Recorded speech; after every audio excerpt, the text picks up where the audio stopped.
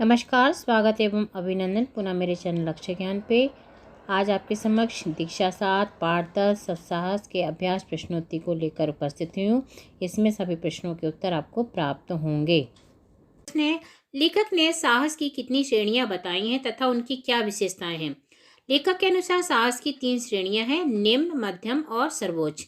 निम्न श्रेणी की जो विशेषता है, निम्न प्रकार का साहस जो क्रोध के कारण स्वार्थ के लिए दिखाया जाता है, प्रशंसनीय नहीं होता। मध्यम श्रेणी की जो विशेषता है, यह साहस सूरवीरों में पाया जाता है। यह साहस प्रशंसनीय होता है, किंतु थोड़ा सा ज्ञान की कमी के कारण मध्यम श्रेणी में आता है। उत्तम श्रेणी की विशेषता, उत्तम श्रेणी के साहस के लिए हृदय की पवित्रता, उदारता, चारित्रिक दृढ़ता और सब सही होना जरूरी है।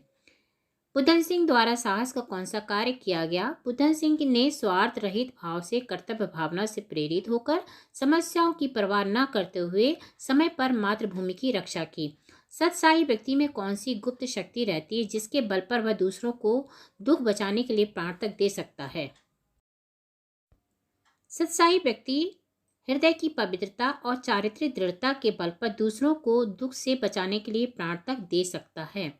इसके पश्चात लेखक के अनुसार सत्साहस के लिए अवसर की राह देखने की आवश्यकता नहीं। क्यों? लेखक के अनुसार सत्साहस के लिए अवसर की राह देखने की आवश्यकता नहीं है, क्योंकि सत्साहस दिखाने का अवसर प्रत्येक व्यक्ति को जीवन में प्रतिपल प्राप्त होता है। निम्नलिखित पंक्तियों का आशय स्पष्ट कीजिए। बिना किसी प्रकार का साहस दिखलाए किसी जाति या किसी देश का इतिहास ही नहीं बन सकता।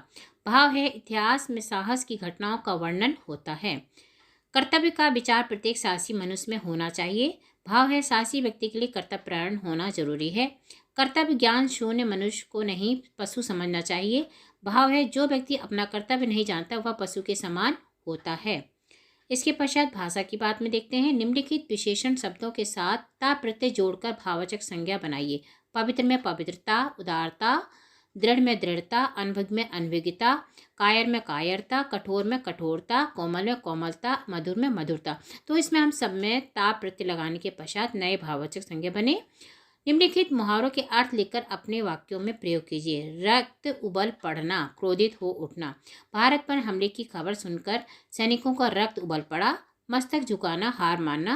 भारत ने पाकिस्तान के सामने मस्तक झुकाने से इनकार कर दिया। जान पर खेल जाना, वीरता दिखाना। हमारे सैनिकों ने जान पर खेलकर युद्ध जीता है। फटकने ना देना, पास ना आने देना। सत्य साहसी व्यक्ति स्वार्थ को अपने पास फटकने नहीं देते हैं। इसके पश्चात नीचे लिखे शब्दों का समास विग्रह कीजिए। देश प्रेम, देश के लिए प्रेम, क्रोधांध, क्रोध में अंधा, इतिहास वेता, इतिहास का वेता, समाज हित चिंतक, समाज के लिए हित का चिंतक, कर्तव्य ज्ञान शून्य, कर्तव्य के ज्ञान से शून्य। तो बच्चों, इस प्रकार से हमारा अभ्यास कार्य पूरा होता है। अगले अभ्यास कार्य के साथ फिर मिलते हैं। यदि जानकारी उपयोगी हो तो please like, subscribe. Thank you.